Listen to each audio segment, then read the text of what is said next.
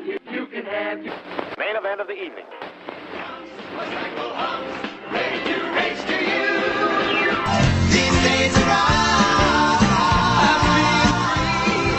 These days are ours. Hello and welcome to These Days Are Ours, a Happy Days podcast. I'm Peter. And I'm Joe. And today we are discussing Season 8, Episode 16, Potsie on His Own. Okay, Peter, tell us what happens in Potsie on His Own. We open at Arnold's, where Lori Beth is trying to avoid Potsie because he won't stop bothering her for an introduction to her roommate. According to Lori Beth, Potsie isn't Courtney's type. She went to school in Europe, and her family owns a lodge. She has a lodge. A large what? Oh, a lodge. And she mostly dates men in their 30s and 40s. Chachi comes by to confront Potsie over his rent being 2 months late. If he doesn't have it by tomorrow, he's getting evicted. Fonzie enters with a young boy named Joey, who Fonzie met through the Big Brother program.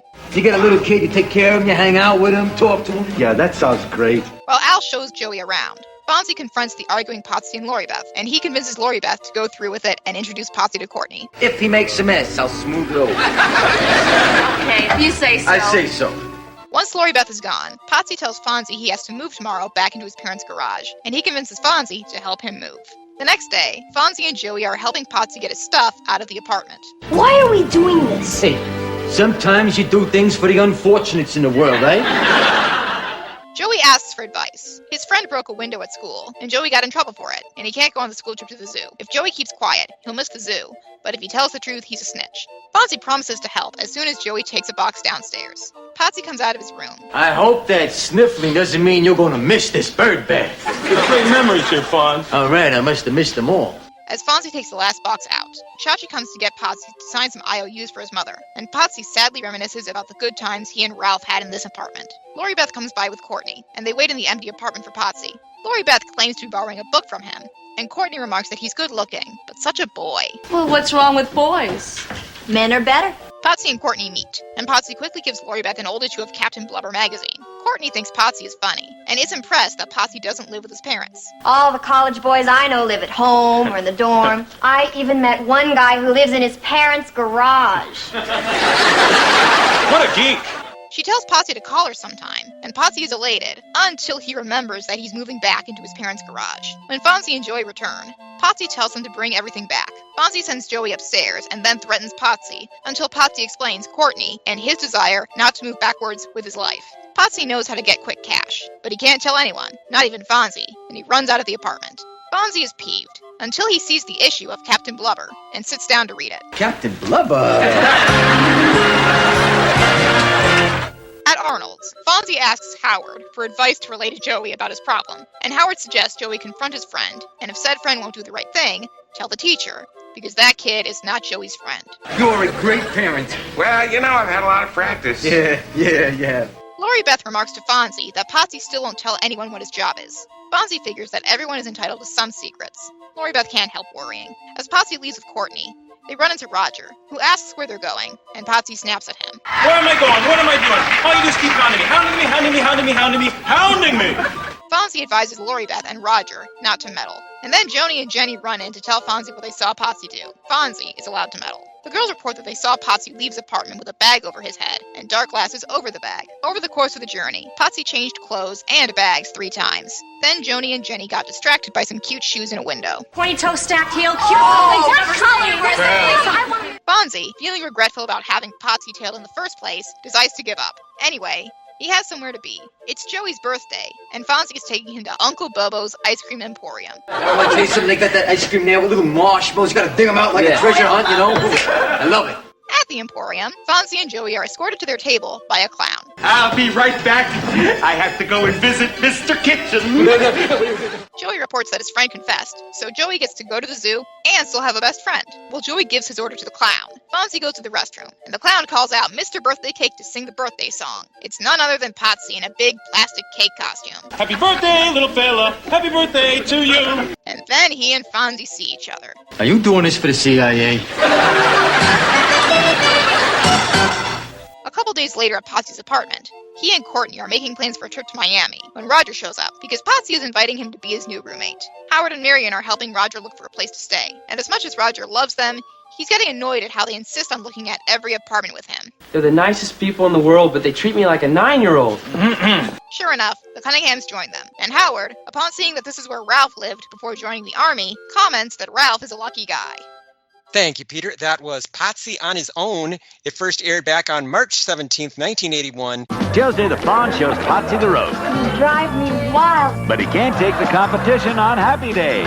Happy Days was followed by a new Laverne and Shirley, in which the girls recruit Lenny, Squiggy, and Carmine to retrieve a note that could lose them their jobs. This was the second half of a two-parter. CBS went with a new episode of its drama, Palmerstown, USA, which was about the relationships between white and black residents in a rural southern town in the late 1930s. Palmerstown, USA. Two boys struggle to remain friends despite mounting racial tension in the South of 1935. In this episode, WD's son, Willie Joe, falls in love with the daughter of an ex-con. And NBC had a new episode of BJ and the Bear. This week, Captain Grant and Lieutenant Steiger kidnap BJ's chimpanzee sidekick, Bear. Meanwhile, BJ and the Lady Truckers wage war against the Special Crimes Action Team, or SCAT, just when Captain Grant is trying to secure funding from an influential state senator. So, Peter, of those three choices, what are you watching? BJ and the Bear. We've got a chimpanzee being kidnapped, and we've got lady truckers going to war. Oh my God. And I like that the police organization has the acronym SCAT. That is a pretty funny joke. Potsie on His Own was directed by Jerry Paris, and it was written by Hollis White, a.k.a. Holly White. The most recent of Holly's episodes that we covered was White Christmas. As for guest stars this week, let's start with Mino Palouse as Joey. Mino is a Norwegian-born child actor of the 70s and 80s who is best known as a regular on 3 different primetime series, The Bad News Bears, Best of the West, and the time travel adventure show Voyagers. We travel through time to help history along. Give it a push where it's needed. Before Happy Days, Mino had already guest starred on Starsky and Hutch, Kojak, Lou Grant, Angie, Benson, Different Strokes, The Love Boat, and The Jeffersons. He was also in the Amityville Horror. From the best-selling book that made millions believe in the unbelievable, the Amityville Horror. After Happy Days, Mino appeared on the A-Team, Scarecrow and Mrs. King, and Remington Steele, as well as Punky Brewster, starring his half-sister, Soleil Moon Frye. Mino eventually grew out of acting, and he became an animator and high school history teacher. Peter, what did you think of Mino Palouse as Joey? I liked him a lot. For a child actor, he was not annoying. He was actually pretty charming. And I liked his interaction with Fonzie a lot. And I like that this further emphasizes that Fonzie enjoys mentoring kids and he likes taking on a brother/dad-like role. I thought Mino was quite good in this role as well. It was partly the way Mino was playing him and partly the way the character was written. Joey was not too smart-alecky. The acting was not too hammy. A lot of times kid actors can overplay their roles, but Mino plays it very naturalistically. I thought it was a good performance. We also have Beth Schaffel as Courtney Hyatt. Beth is an actress who worked mainly in television in the early to mid-1980s. In addition to Happy Days, Beth appeared on The Love Boat, Charlie's Angels, The Misadventures of Sheriff Lobo, The Young and the Restless, The Dukes of Hazzard, and T.J. Hooker. She's also in the movies Mortuary and They're Playing with Fire. Before getting into acting, Beth studied psychology at UCLA and was a cheerleader for the LA Rams. Go Rams! Get rammed! So, Peter, what did you think of Beth Schaffel as Courtney? She reminded me a little bit of Morgan Fairchild when she guested earlier in Happy Days, but more downplayed. I wish that they'd played up her snobbish aspects, but I will say that I do like the fact that she thought that Potsie was joking when he tried to lend Lori Beth an issue of Captain Blubber magazine, because apparently Potsie doesn't own any books. I felt that this character of Courtney Hyatt cried out for Morgan Fairchild. I was starved for Morgan Fairchild in this part. Beth Schaffel is fine, but if you're playing a slightly snobby, sophisticated blonde, of course you get Morgan Fairchild for that part. Kind of like how Joey is more down-to-earth and realistic. Courtney is a more realistic, down-to-earth version of this kind of character, so it is kind of amusing. And like you, I was amused by the fact that she was so attracted to whatever Potsie has. Yeah, she's attracted to his hideous, hideous apartment. And last but not least, we have Tony Braffa as Uncle Bobo. Tony was an actor from Baltimore who worked in film and TV from the late 1970s to the early 1990s. He worked with Mino again on Voyagers and also guested on Cheers, Heart to Heart, Hunter, Murder, She Wrote, Knots Landing, and Days of Our Lives. Tony also appeared in Hamburger the Motion Picture, but he's best remembered today for playing the opera singer Enrico Palazzo in The Naked Gun. Hey, it's Enrico Palazzo! Tony died in 1993 at the age of 71. Peter, what did you think of Tony Brafa as Uncle Bobo? Well, he's a clown, and it's not deliberately horrifying, but there is something kind of vaguely unsettling about a clown called Uncle Bobo who brings in someone called Mr. Birthday Cake to sing a birthday song. I appreciated the way that Tony Brafa totally went for it as Uncle Bobo. He's kind of a scary, intimidating character who I think would have kids crying if they actually went to his restaurant. He gives off very strong Pennywise or John Wayne Gacy kind of vibes, but I appreciated the reckless abandon with which Tony Brafa plays this role. He does not underplay at all. You really can't half-ass a role like Uncle Bobo. You need to really go for it. Because otherwise, what would come across is that Uncle Bobo doesn't really like his job, but you do kind of get the sense that Uncle Bobo genuinely wants to give kids a good birthday experience. That's the other way that you could have gone with this. You could have made him the cynical clown who's tired of dealing with kids all day. That's been done on a lot of sketch shows and a lot of sitcoms. I was doing this routine where we imitate the tightrope walk, only we do it on a wire that's a foot off the ground. That sounds really funny. No, it's really pretty lame. Tony went completely the opposite way with it. Welcome to Uncle Bobo's birthday in Florida. And I have to say that I was inordinately amused by Uncle Bobo. I was laughing at everything Uncle Bobo said and did, practically. Well, in this. he's a clown, so mission accomplished. As for songs this week, a lot of music in this episode. We get the Peppermint Twist, complete with a demonstration of that dance. It was a #1 hit for Joey D and the Starlighters in 1961. We hear Surfer Girl, that was a hit for the Beach Boys in 1963. Walk Right In, a hit for the Rooftop Singers in 1963. Can't Help Falling in Love, a hit for Elvis Presley in 1961. Puff the Magic Dragon, a hit for Peter, Paul, and Mary in 1963. Alley Cat, a hit for Bent Fabric in 1963. The Calliope at Uncle Bobo's Ice Cream Emporium plays snippets of many songs, including Turkey in the Straw, Oh Susanna, and The Chicken Reel. Do you know The Chicken Reel? I don't think I do. It goes like this. Da da da da da da da da da. Oh, yeah, I think I've heard that. So that's what it's called, huh? It's used in cartoons to convey that we're on a farm.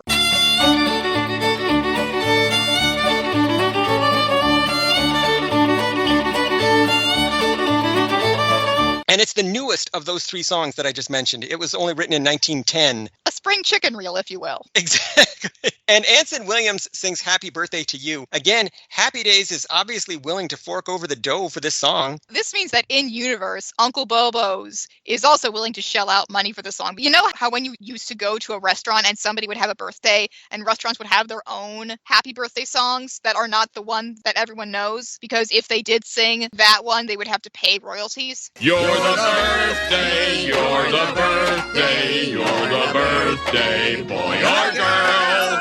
Exactly. Yes, I do remember that. Uncle Bobo goes all out for his customers. And you can see it in the decor of his place, which is amazing. We didn't even talk about the circus tent decor of the place and the giant clown heads that are everywhere. Yeah, the set designers went all out for this place. I don't think it's ever going to show up on Happy Days ever again. We had the clown dentist a few episodes ago, and we had the giant clown head backstage at Joni and Chachi's play. Is season 8 the season of clowns? Well, we have had quite a bit of Chachi in this season.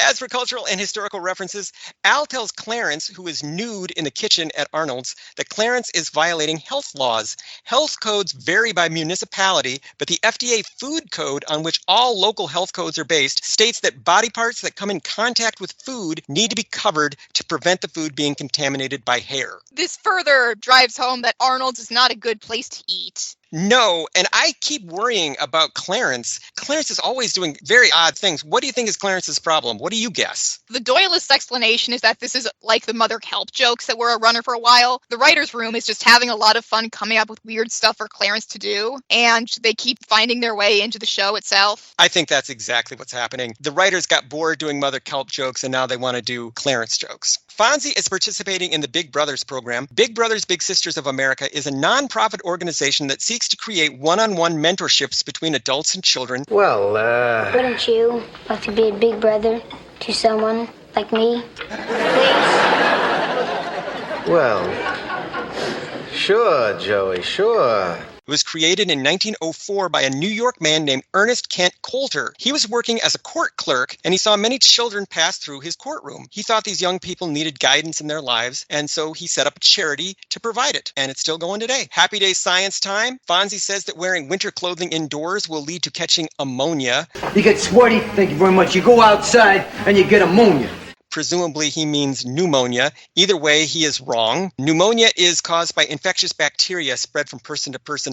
The reason that it seems to be more common in winter is that people tend to gather indoors during the cold weather months. But actually, air temperature has little to do with the spread of bacteria, and pneumonia is most prevalent in tropical climates. Joey wants to go on a class trip to the zoo to see the zebras. Presumably he means the Milwaukee County Zoo at 10,001 West Blue Mound Road in Milwaukee. The zoo would have been fairly new at the time of this story, having only opened in 1961. It replaced the aging Washington Park Zoo, which was founded in 1892. There are zebras at this zoo, but they are on exhibit only seasonally when weather permits. Since it seems to be cold in this episode, Joey will probably be disappointed by his trip to the zoo. I mean, better he be disappointed than the zebras get sick. It's cruel to send zebras to Milwaukee in the first place. Don't send them there.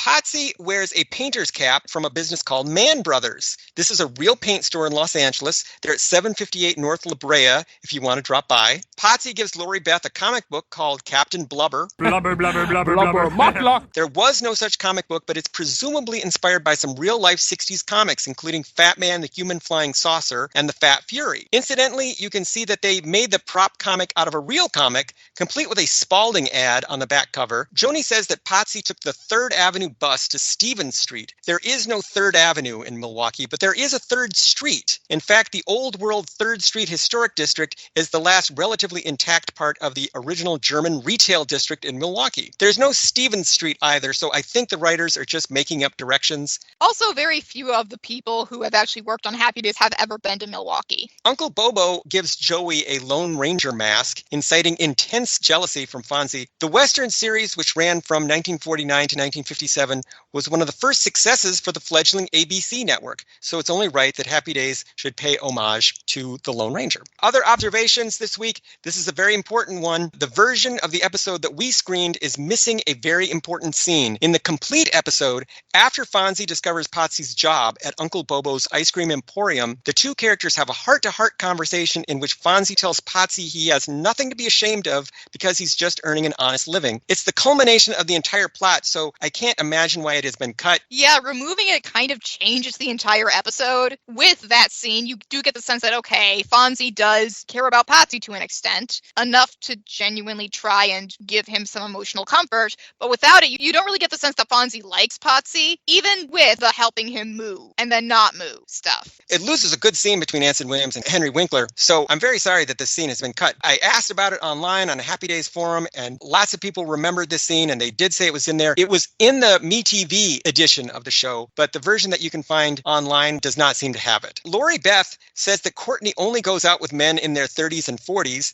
Anson Williams was 31 when this episode aired. He's a boyish 31, but he's 31. And you've got to give Potsie some credit. Very few of us would have the courage to hit on a wealthy woman at the same time we're on the verge of being evicted. Look, if you're being evicted, you might as well go for it. He barely seems to care that he's getting thrown out of his apartment. Which is especially strange considering that a pretty recurring motif of the show is that Potsie does not have a good relationship with his father, who is pretty terrible. You'd think that having to move back in with that terrible father would have more of an impact on him than, oh gosh, I guess I have to move.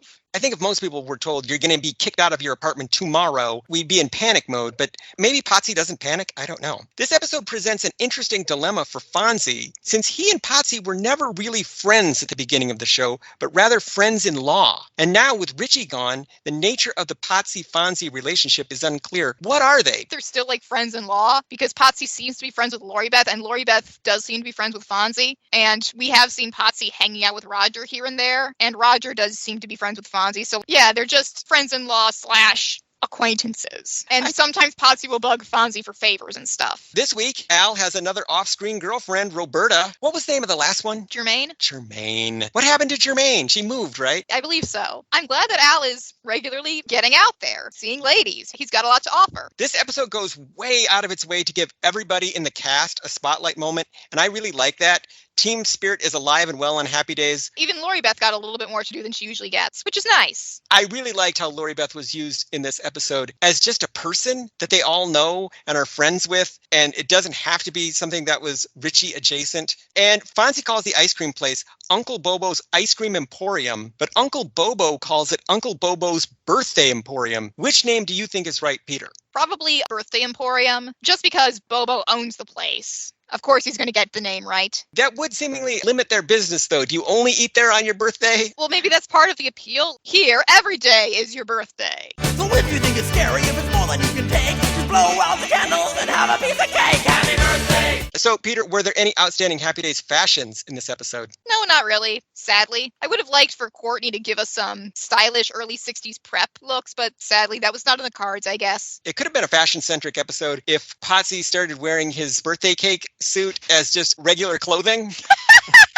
So, Peter, I will ask that age-old, timeless question. Was this episode any good? I think this episode is about as good as we can expect from a Potsie-centric episode at this point in the show. All I'm saying is, what if this is as good as it gets? Potsie is kind of a difficult character because with Richie and Ralph gone, he doesn't really have much of a reason to be there, but he is there. And he's in the main credits, and he shows up sometimes. It's very difficult to write for Potsie, especially without Ralph. Potsie and Ralph were kind of a comedy team on the show, and this is kind of like having Abbott without Costello or Laurel without Hardy or something. What do you do with this one guy here? This is about as good a Potsie story as we're going to get. I don't know if this will be my favorite Potsie story we've ever had. I haven't even thought about Potsie stories from the past. But I think Potsie on his own is a perfectly enjoyable episode. I really enjoyed Uncle Bobo's Ice Cream Emporium and Uncle Bobo himself. Highlight of the episode, they should have made it into a recurring place. It's an okay episode. It's fine. It's better if you can see the complete story with the heart-to-heart conversation between Potsie and Fonzie. If by some miracle you can find that online. I didn't, but it exists. It's a real scene. I have seen it. Other people have seen it. It makes the story a little bit more complete. Seek that version out if you can find it. I don't know where. So, Peter, how can people keep up with us and find out about all the wonderful things that we are doing? Listeners can follow us on Twitter at Fonzie Podcast. They can follow me on Twitter at Peter Volfranc. That's PeterVulfranc. And they can follow me on Twitter at Joe_A_Blevins. They can find this podcast online at thesedaysareurs.libsyn.com. And they can email us with questions, comments, and concerns at thesedaysareuspodcast@gmail.com. So, Peter, what do we have on the docket for next week? Next week, Chachi tries to help a boy with epilepsy get on the basketball team in Tall Story. This sounds like one of those very special episodes. And Chachi is actually doing something nice for once. Maybe this will be the episode that turns us around on him. Maybe, so tune in next time to find out. See you later, alligator. In a while, crocodile. I scream, you scream, we all scream for ice cream. Wrong, wrong, wrong.